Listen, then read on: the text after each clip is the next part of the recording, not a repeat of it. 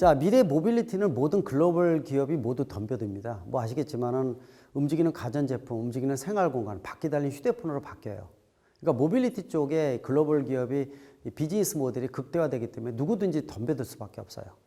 근데 모빌리티 중에서 핵심이 바로 이제 전기차거든요. 여기다가 이제 자율주행 기능을 넣는다든지 또는 카쉐어링이라든지 이런 다양한 비즈니스 모델이 추가가 되는 거니까 전기차에 발을 담궈야 되는데 전기차의 주도권이 굉장히 중요하거든요. 근데 지난 130년은 내연기관차의 글로벌 제작사가 주도권을 쥐었어요. 밑에 수천 개의 부품사를 거느리고 나를 따르라 이런 상태로 100여 년 동안의 주도권을 쥐었습니다. 근데 전기차가 등장을 하면서 배터리가 전기차의 가격의 40%고 또 심장이라고 볼 수가 있으니까 배터리가 없으면 전기차가 그림의 떡이 되는 거예요. 자동차 제작사가 사실은 스트레스를 많이 받기 시작을 했죠. 왜? 100원을 받아서 40원을 저쪽에다 줘야 되는 거예요. 배터리사에다가. 그리고 주세요. 내가 전기차 50만 대 만들면 뭐합니까? 속에 알맹이가 없는 거죠. 그래서 글로벌 제작사들이 최근에 전기차를 만들 때 제일 먼저 우선적으로 하는 거는 배터리사하고의 합작 공장을 만들어서 연간 뭐 40만 세트 공급 이런 것부터 먼저 확보를 해요. 왜? 40만 세트가 확보가 돼야지 전기차 40만 대를 만들 수가 있는 겁니다. 그러니까 지금 뭐 미국도 수십 개 공장, 그래서 국내 배터리 3사가 큰 목소리를 내는 거죠. 야, 내가 내키지 않으면 안 해줘 라고 얘기하면 할 말이 하나도 없는 거거든요. 그러다 보니까 글로벌 제작사는 지금 전기차로 가면서도 이 배터리 회사들하고 같이 컨소시엄 형태를 통해서 공급을 받고 있는데 이 상태로 계속 가기에는 스트레스 받는 거예요. 100원을 내가 다 먹을 수가 있는데 왜 내가 쟤네한테 40원을 주고 왜 읍소를 해야 돼? 라는 것이 이제 나오는 거죠. 그러다 보니까 지난 130년의 역사는 수직 하청 구조였죠. 배터리 사면 내가 가지면은 내가 앞으로 100년은 또 갈 수 있어 라는 생각을 가지는 거죠. 돈도 비즈니스 모델도 활성화할 수 있어 이런 생각을 가지는 거죠. 그러다 보니까 그게 바로 이제 내재화라는 얘기가 나오고, 내재화라는 것은 계열이나 아니면은 자회사를 통해서 배터리를 직접 공급받는 겁니다. 예를 들어서 중국의 BYD라는 회사는요, BYD는 원래 배터리 회사였어요. 다양한 배터리를 만들다가 자동차를 만들어서 반대가 된 거죠. 근데 그 회사는 이미 내재화가 돼 있는 거예요. 배터리까지 내가 만드니까 형태나 모양, 실험 모든 걸 다 할 수가 있어요. 그러니까 최적의 모델이 나올 수가 있죠. 완성도가 굉장히 높아졌다 이렇게 보는 거죠. 근데 자, 미국의 GM, 포드, 크라이슬러, 자, 국내 배터리 3사를 통해서 합작 공장을 미국에다 거의 20개를 짓고 있습니다. 근데 열받는 겁니다.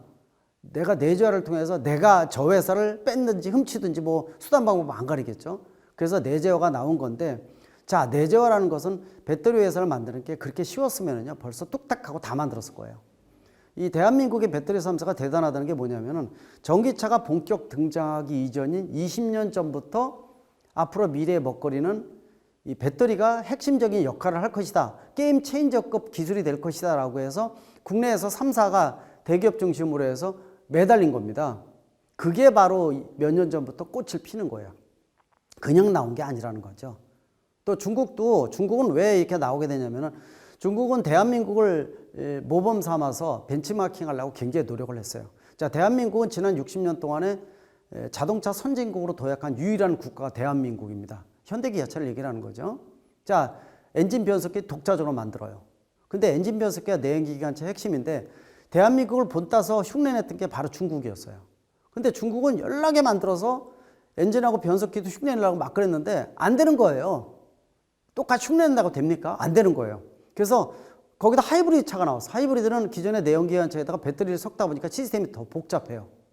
이러다 보니까 중국은 야, 내가 전 세계 시장의 반을 차지하려고 했는데 이러다 다 종속되겠다. 해외 선진국의 먹거리가 되겠다라고 해서 안 되겠다 싶어가지고 내연기관차를 버리고 도토리 키제이크로 본격 시작한 전기차로 올인한 겁니다. 시진핑 주석이 올인해서 그 한 15년 만에 주도권을 쥐는 자리매김에 성공을 한 거죠.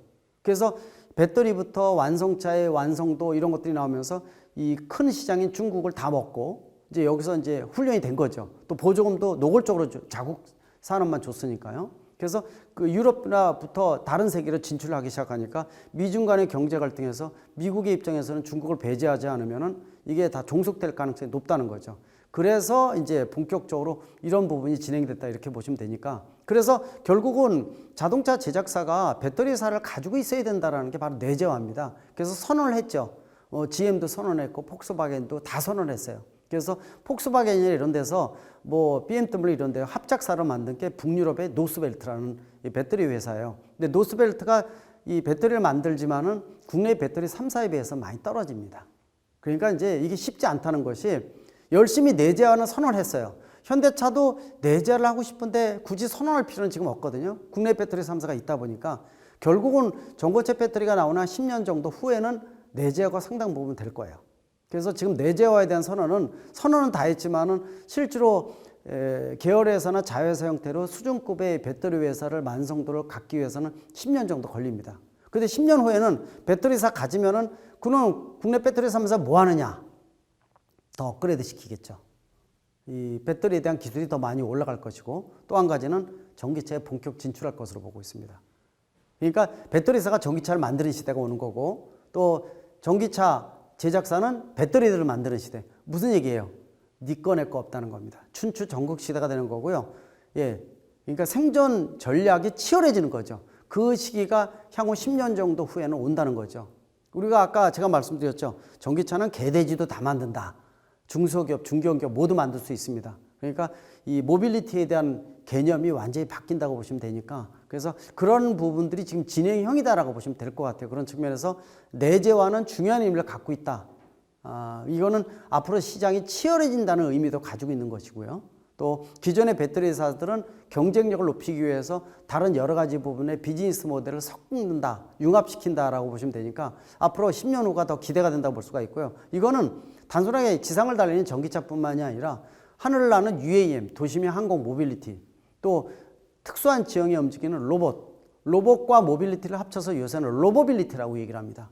이런 영역들이 새롭게 창출되기 때문에 미래의 먹거리는 훨씬 더 지상을 달리는 자동차 이외의 다양한 이동수단이 등장을 한다. 여기에 다 뭐 들어갑니까? 배터리 들어가는 겁니다. 다 배터리.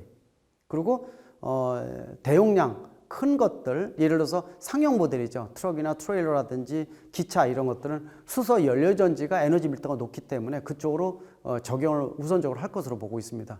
따라서 미래에는 전기차, 수소전기차의 양분화된다. 이렇게 보시면 정확할 것 같습니다.